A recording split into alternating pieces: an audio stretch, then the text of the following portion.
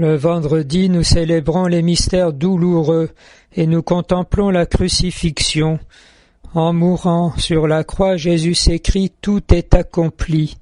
alors qu'aux yeux humains tout semble anéanti.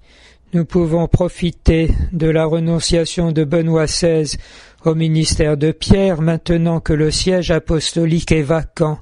pour entrer dans ce mystère de l'invisible et de la foi, de l'espérance contre toute espérance, en sachant que lorsque s'effacent tous nos repères humains, seul demeure Dieu lui-même, et c'est par l'attachement tout pur à la volonté du Seigneur, à la confiance dans son amour de Père,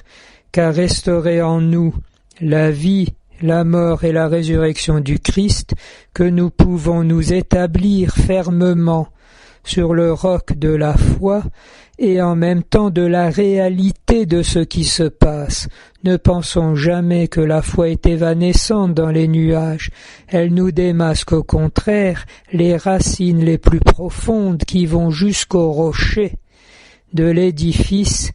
vivant qu'il a établi dans la Sainte Église, qui est le corps mystique de Jésus-Christ et qui sera glorifié avec lui, ayant partagé aussi sa passion.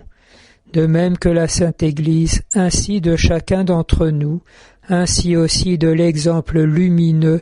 de notre cher Benoît XVI, pontife émérite. Notre Père qui es aux cieux,